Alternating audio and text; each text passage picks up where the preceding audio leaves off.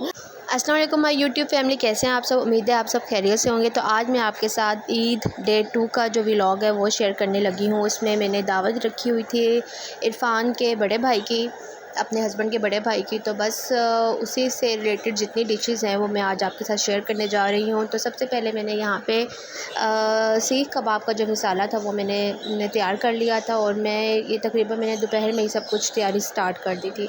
तो मैंने यहाँ पे 1 किलो कीमा है, 1 चम्मच लहसुन अदरक का पेस्ट, एक मीडियम साइज़ की प्याज जो है वो मैंने चॉप करके उसका अच्छे तरीके से पानी निकाल के शामिल किया। 5 से 6 हरी मिर्चें जो है वो मैंने इसमें शामिल कर दी। साथ ही मैंने इसमें जो है वो नमक डाल दिया है, और उसके साथ ही जो आपके बेसिक मसाले होते हैं, सुरख मिर्च, हल्दी, सूखा धनिया, गरम मसाला तो सीख कबाब की जान होती है, तो आपने गरम मसाला तो लाजमी ऐड करना है, और थोड़ी सी क्वांटिटी उसकी ज़्यादा बेशक रख ले।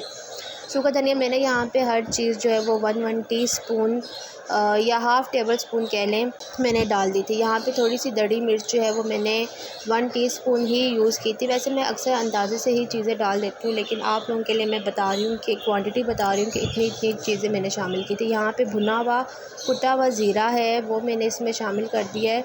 इसके साथ ही काली मिर्च जो है वो भी मैंने इसमें ऐड कर दी थी, और इसके अलावा थोड़ा सा सीख कबाब मसाला जो है वो भी मैंने इसमें ऐड किया था।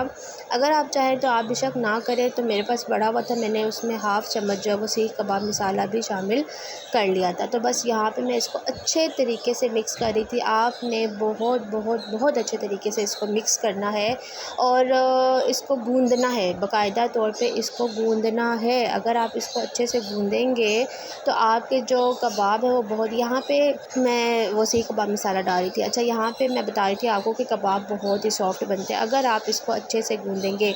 ये आपका पॉइंट होता है जहाँ पे आपके कबाबों का जो मिक्सचर है वो सही उसने बाइंडिंग में भी आना होता है, और सही उसका उस पर डिपेंड करता है, गूंदने पे डिपेंड कर होता है। अच्छा, यहाँ पे जो है वो मैं तो लोग जो है वो जो बेसन है वो भून के डालते हैं, लेकिन मैंने बेसन को वैसे ही डाल दिया था। तो मेरे पास मिक्स बेसन पड़ा हुआ होता है, मैं बस वही डाल देती हूँ। यहाँ पे थोड़ा सा मैंने जो है वो मीठा सोडा भी ऐड किया है इसमें, ठीक है। उसमें ये होता है कि आपके जो कबाब हैं, ज़्यादा नहीं आपने ऐड करना वरना कबाब टूटने लग जाएंगे। तो मैंने थोड़ा सा ऐड किया है ताकि कबाब जो है थोड़े से फूले।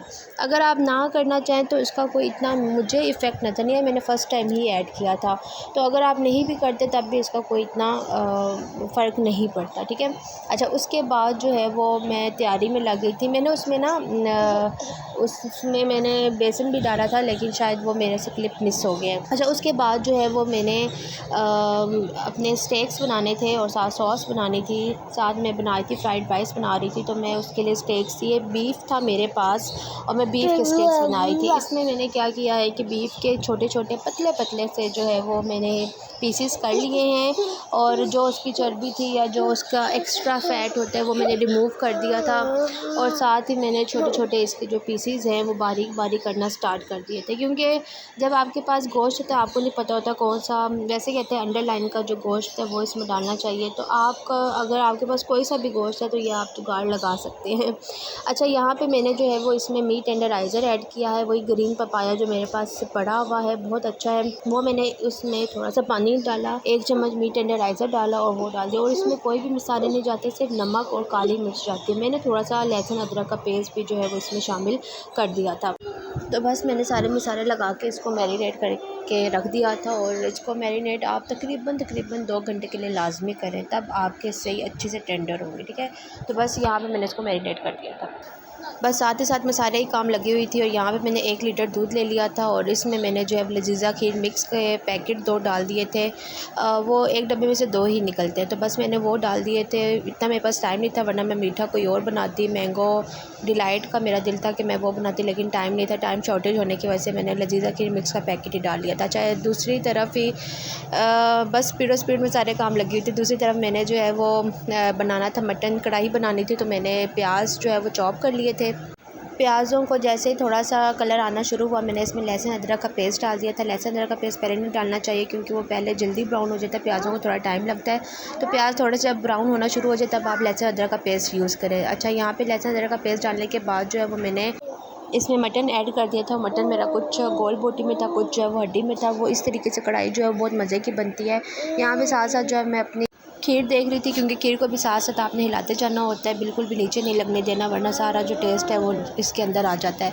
अच्छा, साथ ही मैं अपने जो मटन है उसको भी साथ साथ ही कर रही थी, सारे काम भी साथ साथ लगी हुई थी। तो यहाँ पे मैंने नमक, जितने भी बेसिक मसाले हैं वो मैंने ऐड कर दिए। नमक, सुरख मिर्च, हल्दी, सूखा धनिया और गरम मसाला, ठीक है।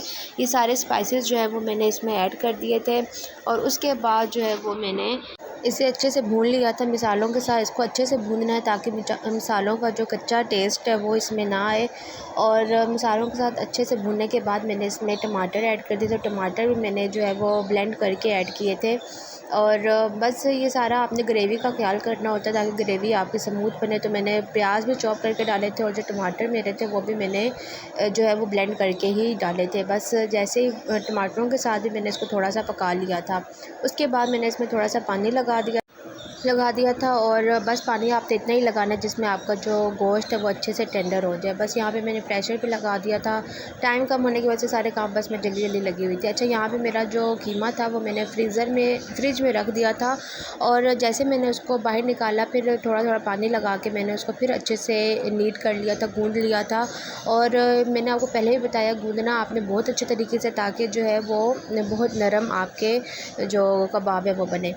अच्छा, यहाँ पे बस मैं इसको अब सीखों में लगा रही थी, और अज़लान के लिए मैंने जो थोड़ा सा कीमा था वो अलग रख लिया था। उसमें सब्ज़ मिर्ची ऐड नहीं की थी, बाकी सारे स्पाइसेस मैंने ऐड कर दिए थे। सुरख मिर्च भी इतनी ऐड नहीं की थी, तो अज़लान इस तरह से शौक़ से खा लेता है। तो यहाँ पे बस मैं सीखों में लगा रही थी, और उसके बाद जो है वो सारे कबाब जो वो सीखों पे लग चुके थे। और उसके बाद मैंने इसको एक तवा लिया, तवे को थोड़ा सा मैंने गर्म किया था, और उसके ऊपर मैंने एक कोई सा भी इसको सहारा देने के लिए कोई सी भी रॉड रख लें, या कोई एक सीख ही रख लें। मेरे पास एक रॉड सी पड़ी थी, मैंने वो रख ली थी, और उसके ऊपर मैंने सारे कबाब जो है वो 1 बाय 1 रख दिए थे। अच्छा, आपने कबाबों को जब भी सीख कबाब के लिए बनाना है तो पहले कबाब को उठा के उसको अच्छा सा आपने हाथ में उसको जो है वो ग्रिप दे देनी है। जैसे ही वो उसके क्रैक्स ख़त्म हो जाएंगे तब आपने सीख में लगाना है। अगर आप ऐसे ही सीख पे लगा देंगे कबाब का मसाला उठा के ही, तो आपके क्रैक्स होंगे और आपका जो सीख कबाब है वो टूटेंगे। तो आपने पहले उसको अच्छे तरीके से बाइंड कर लेना है, और फिर सीख पे उसको लगाएंगे तो आपके वो कबाब नहीं गिरेंगे। तो बस यहाँ पे जो है मैंने इसको इतना आपने पकाना है कि बस जब आप इसको उतारें तो वो शेप में हो, क्योंकि अक्सर आप जब बनाते हैं तो वो शेप में नहीं आते। ये हमने सिर्फ ये तरीका शेप में इनको लाने के लिए किया है। अच्छा, यहाँ पे मैं देख रही थी कि जो मेरा गोश्त है वो टेंडर हो गया, नहीं बहुत अच्छे से टेंडर हो गया। तो हम थोड़ा सा पानी रहता था, तो मैंने इसी को तेज़ आँच पे जो है वो अच्छे तरीके से पका लिया था। और उसके बाद मैं हमेशा कहती हूँ कि धनिया, मिर्चें और जो अदरक है वो कढ़ाई की जान होती है, तो वो आपने बिल्कुल एंड पे डालना होता है। और साथ ही आपने जो है वो इसमें काली मिर्च भी ऐड करनी होती है। यकीन माने बहुत मज़े की कढ़ाई बनती है। इस तरीके से आप बनाएंगे बहुत ही मज़े की बनती है। और कुछ गोश्त का अपना भी टेस्ट होता है, तो कुर्बानी वाले गोश्त का तो वैसे ही बहुत टेस्ट होता है। तो बस यहाँ पे मैंने थोड़ा सा भुना हुआ जीरा और थोड़ा सा जो है वो गरम मसाला थोड़ा सा और डाल दिया था, साथ ही काली मिर्च भी ऐड कर दी थी। यहाँ पे मेरी ये हांडी जो है वो बस कंप्लीट हो गई थी, और मैंने इसको चूल्हे से उतार के साइड पे रख लिया था। ये जो इसकी फ़ाइनल लुक है। बस आपने जो हरी मिर्चें और एंड पे हरा धनिया डाला था और अदरक डाली थी, उसके साथ थोड़ा सा आपने मज़ीद पका लेना है या ढाँप के रख देना है। अच्छा, इसमें से जो कुछ हड्डियाँ बोटियों से अलग हो गई थी वो मैंने थोड़ी सी साइड पे कर दी थी, तो वो अच्छी नहीं लग रही थी। तो बस ये मेरी जो डिश है वो तैयार हो गई थी। बस मैंने शेप दे रही थी कबाबों को, और आपने इसको पहले ऊपर से थोड़ा सा छुड़ाना है और थोड़ा सा नीचे से इसको हिलाना है, और बस उसके बाद इसको आपने निकालना है। ठीक है, तो ये तो शेर ही बन गया। तो बस आपने ऊपर नीचे से इसको थोड़ा हिला के और तब इसको आराम से निकाल लेना, या आपकी शेप ऐसे ही रहेगी। उसके बाद आपने इसको फ्राई कर लेना। अच्छा, यहाँ पे मैं सॉस बना रही थी। सॉस के लिए जो है वो लहसुन मैंने थोड़ा सा यूज़ किया है। लहसुन को मैं हल्का सा जो है वो ब्राउन होने दूँगी, और उसके बाद इसमें थोड़ा सा जो है वो पानी ऐड कर दिया। पानी ऐड इसलिए किया जाता है ताकि लहसुन जो है वो भी अच्छे से पक जाए, और उसका कलर जो ज़्यादा ब्राउन ना हो जाए, वरना बहुत कड़वा टेस्ट देता है। तो इतना ही आपने इसको ब्राउन रखना है। बस इसमें जो है वो मैंने केचप ऐड कर दी थी। यहाँ पे सारी चीज़ें मैं इतनी जल्दी दिखा रही हूँ क्योंकि इतनी लंबी पूरे दिन की रूटीन होती है जो आपको 15 to 20 मिनट्स में आपके साथ शेयर करनी होती है। यहाँ पे मैं नमक भी डाल दिया था, थोड़ा सा सुरख मिर्च डाली, थोड़ी सी जो दरदरी मिर्च होती है वो मैंने ऐड की है, थोड़ी सी शक्कर ऐड की है, और चिली सॉस और सोया सॉस जो है वो मैंने इसमें ऐड किया, साथ में सिरका भी ऐड कर दिया। सारे जो आपके चाइनीज़ के इंग्रेडिएंट्स होते हैं वो मैंने इसमें ऐड कर दिया था। और उसके बाद मेरे पास यहाँ पे इस तरह जूलियन जूलियन शेप में कटी हुई सारी चीज़ें थी। इसमें प्याज था, इसमें जो आपकी चाइनीज़ गाजर होती है जो आजकल अवेलेबल है वो वाली मैंने इसमें यूज़ की है, और साथ ही मैंने इसमें जो बेल पेपर है ग्रीन वाला वो मैंने इसमें ऐड कर दिया। आपके पास रेड है तो आप रेड भी शामिल कर सकते हैं, वो तो आप पे है कि जो चीज़ें आपके पास अवेलेबल हैं या जो वेजिटेबल्स आपको पसंद है वो आप इसमें ऐड कर लें। अच्छा, यहाँ पे मैंने इसको थोड़ी देर के लिए जो है वो इसके साथ पकने दिया था सॉस के साथ, और जैसे ही जो है वो थोड़ा सा पक गया था तो मैंने इसमें कॉर्नफ्लोर का थोड़ी सी ग्रेवी बना के उसके अंदर ऐड कर दी थी, ताकि जो है वो थोड़ा सा थिक हो जाए, जो ग्रेवी है आपकी थिक हो जाए। यहाँ पे मैं कॉर्नफ्लोर ऐड कर रही थी। तो बस यहाँ पे आपने इतना कॉर्नफ्लोर ऐड करना है, तेज़ आंच में इसको पका लेना है, और इसके लम्स नहीं अंदर होने चाहिए, साथ साथ आपने हिलाते जाना है। तो बस ये आपकी बहुत ही मज़े की जो सॉस है वो रेडी हो जाती है। बस मैंने यहाँ पे इसको पकने के लिए रख दिया था, और साथ ही मैंने जो है वो नेक्स्ट अपनी डिश की तैयारी स्टार्ट कर दी थी। नेक्स्ट डिश में मेरे पास जो है वो फ्राइड राइस थे। मैंने इसमें कोई चिकन का यूज़ नहीं किया था, क्योंकि ऑलरेडी सॉस के साथ मैंने बीफ डालना था, तो इसमें आपको चिकन डालने की या कोई भी गोश्त डालने की ज़रूरत नहीं होती। बस आप वेजिटेबल्स मैंने इसमें ऐड की थी। मैंने थोड़ा सा इसमें चाइनीज़ सॉल्ट जो है वो ऐड किया था, सिरका, सोया सॉस और चिली सॉस जो है वो मैंने ऐड कर दिया था, थोड़ा सा नमक ऐड कर दिया था, और जो भी आपके पास वेजिटेबल्स अवेलेबल हैं वो आप डाल सकते हैं। मेरे पास यहाँ पे वही गाजर थी, इसको अब मैंने लंबा काट लिया था तीनों चीज़ों को। उस वाले में मैंने जो है वो जूलियन शेप में चौरस चौरस काटा था, इसमें मैंने लंबा काटा था। बस फिर मैंने इसको जो है कवर करके रख दिया था, ताकि जितनी भी वेजिटेबल्स हैं वो सॉफ़्ट हो जाए। अच्छा, यहाँ पे फिर अगली दूसरे लम्हे मैं रेडी भी हो गई थी, और साथ ही साथ मैं ये जो बीफ के स्टेक्स मैंने बना के रखे थे ये अच्छे तरीके से टेंडर हो चुके थे, और काफ़ी देर हो गई थी मुझे इसको रखे हुए, तो मैंने इसको पकाना शुरू कर दिया था। साथ ही मैंने अपना जितना भी वो मसाला था राइस वाला वो मैंने सारा जो है वो बाहर एक दफ़ा निकाल लिया था, थोड़ा सा बीच में रखा था, और उसके ऊपर जो है वो मैंने राइस अलग से बॉयल करके रखे थे। राइस की कोई इतनी रॉकेट साइंस नहीं है, जस्ट इसमें मैंने नमक ऐड किया था और इसको बॉईल कर लिया था, और कुछ भी मैंने इसमें ऐड नहीं किया था। अच्छा, यहाँ पे जो है वो राइस थोड़े थोड़े जुड़ रहे थे, तो मैंने इसको हाथ की मदद से जो है थोड़ा खोल लिया था, और साथ ही लेयर्स में आपने ये सारी वेजिटेबल्स भी ऐड करते जाना, साथ सोया सॉस, और साथ ही आपने काली मिर्च भी इसी लेयर में ऐड करते जाना है, ठीक है। तो बस उसको आपने थोड़ी देर के लिए दम देकर रख देना, और आपने जो है वो जब राइस बॉईल करने हैं तो आपने उसकी एक कड़ी जो है वो कच्ची रखनी है, ताकि बाद में भी जब आप इसको थोड़ा सा दम दें तो ज़्यादा आपके चावल जो हैं वो बैठ ना जाए। और बस साथ ही मैंने इसमें जो है थोड़ा सा फूड कलर भी ऐड कर दिया था, बिल्कुल मामूली सा किया था कि आपके जो चावल है वो प्रेजेंटेबल लगे। और बस फिर मैंने इसको दम लगा के रख दिया था, तकरीबन 5 से 10 मिनट का दम था जो इसको लगा था। और बस फिर मैं अगली चीज़ को देखने लगी, वही जो मैंने बीफ स्टेक्स रखे हुए थे ऊपर, साथ साथ उसको मैं हिला रही थी, और उसका जो साइड है वो चेंज कर रही थी। और ये अपने ही पानी में पकेगा, इसने अपना ही पानी छोड़ना है, जो इसमें नमक लगा हुआ था उससे वो और पानी छोड़ेगा। आपने इसमें बिल्कुल ही पानी ऐड नहीं करना, बस इसको लो फ्लेम पे ऐसे ढक के रख देना। अगर आपके पास ये ग्रिल वाला पैन नहीं है तो आप सादा पैन में भी इसको ढक के रख सकते हैं, ठीक है। बस मेरे स्टेक्स भी रेडी होने वाले थे, इसका कलर चेंज होना शुरू हो गया था, और ये टेंडर भी हो रहे थे, पक भी रहे थे। आपने एक ही दफ़ा में सारे नहीं ऐड कर दें, थोड़े थोड़े करके ऐड करने हैं, वरना ये पानी इतना ज़्यादा छोड़ देते हैं कि सही से पक नहीं पाते। तो थोड़े थोड़े आपने इसको किस्तों में फ्राई करना है, ठीक है। उसके बाद मैंने अपने जो कबाब मेरे बने हुए थे, जैसे ही मेहमान आए मैंने फौरी तौर पर हाई फ्लेम पर कबाबों को अच्छी तरीके से पका लिया था। और हाँ, मेरे से जो है वो स्मोक भी मैंने दिया था, लेकिन वो शायद क्लिप मिस हो गया। तो स्मोक देने का बहुत ही आसान तरीका होता है, कोयला आपने चूल्हे पे ही जला के उसको रख देना, उसके ऊपर जो है ऑयल कर देंगे और उसको कवर करके रख देंगे, तो बस वो आपका जो उसका जितना स्मोक होगा वो आ जाएगा। तो तकरीबन आपने 5 मिनट के लिए उसको कवर करके रख देना। तो मैंने भी उसको 5 मिनट के लिए कवर करके रख दिया था। यहाँ पे बड़े मज़े के कबाब, थोड़ा एक टूट गया था, शायद वो बेकिंग सोडा की वजह से टूटा था।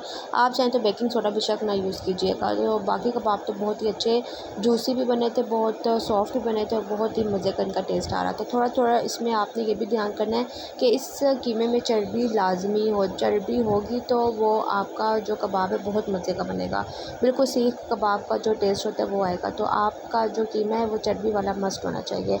बस यहाँ पर मैं जल्दी जल्दी निकाल के रख रही थी, मेहमान आ चुके थे, और और इरफान जो रोटियां लेने गए हुए थे। पूरा जो रबात का जितने भी तंदूर थे बंद थे, क्योंकि ईद का सेकंड डे था। एक तंदूर था उसमें भी बहुत ज़्यादा रश था, तो बस इरफान अल्लाह अल्लाह करके वहाँ से रोटियां ले आई। बस यहाँ पे जो है मेरे स्टेक्स देखिए कितने प्यारे कलर, कितना प्यारा कलर आया, कितने प्यारे लग रहे हैं। और ये टेस्ट में भी बहुत अच्छे थे। हालांकि इसमें सिंपल से मसाले डलते हैं, लेकिन इसका टेस्ट जो है वो बहुत ही मज़े का आता है। तो बस यहाँ पे मेरे स्टेक्स रेडी हो गए थे। मैंने इसको डिश आउट कर लिया था और मैंने अपनी जितनी भी सॉस थी वो सारी इसके ऊपर फैला के डाल दी थी। साथ ही मैंने जो प्याज है वो रिंग शेप में काट के और उसके रिंग्स अलग अलग करके मैंने इसी वाले मटेरियल में यही वाला जो ऑयल था इसी के ऊपर मैंने इसको हल्का सा सोटे कर लिया था।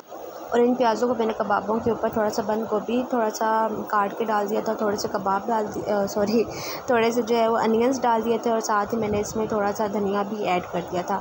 अच्छा, यहाँ पे जो है वो मैस इतना क्रिएट हुआ था ना, बहुत ज़्यादा मैस हुआ था, लेकिन बस मुझे ये था कि वीडियो भी जल्दी जल्दी बन जाए, साथ साथ जो है वो मैं सर्व भी कर लूँ, गरम गरम ठंडा ना हो जाए, क्योंकि अक्सर वीडियो के चक्कर में जो खाने हमारे होते हैं ना वो ठंडे भी हो जाते हैं, मेहमानों को ठंडा भी खाना पड़ता है। लेकिन बस मेरी ये कोशिश थी कि मैं जल्दी जल्दी से हर काम कर लूँ और गरम गरम मेहमानों तक भी पहुँच जाए और मैं आप लोगों के साथ भी शेयर कर लूँ। तो मेरी बिल्कुल भी कैमरे की तरफ तवज्जो नहीं थी, बस मेरी काम की तरफ तवज्जो थी और मेहमानों की तरफ तवज्जो थी। तो बस मेहमानों को भी खाना बहुत ज़्यादा पसंद आया था, उन्होंने बहुत शौक़ से खाया था। ये मेरी तीनों डिशेज़ थी, जो मेन डिशेज़ थी। एक कौरमे की डिश थी, वो मैं पहले ही अंदर रखाई थी और सब ने बड़ी तारीफ़ की थी, बहुत ही मज़े का खाना बना हुआ था। आप भी ये सब चीज़ें लाजमी ट्राई कीजिएगा। आज मेरा व्लॉग थोड़ा सा लंबा हो गया, लेकिन आपने मस्त देखना है और एंड तक देखना है। आप इसमें बिल्कुल भी आपको कोई भी चीज़ ऐसी बोरिंग नहीं लगेगी, बहुत अच्छी रेसिपीज़ हैं, आप मस्ट ट्राई कीजिएगा। और उसके बाद जो है वो कुछ गिफ्ट्स भी आए थे दुबई से, और वो मैं आपको बाद में दिखाऊंगी कि क्या क्या चीज़ें आई थी। उसमें अज़लान की भी थी, मेरी भी थी और इरफान की भी थी। तो चलें जी, मिलूँगी आपसे मैं अपनी नेक्स्ट वीडियो में, तब तक के लिए मुझे दें इजाज़त। अल्लाह हाफिज़।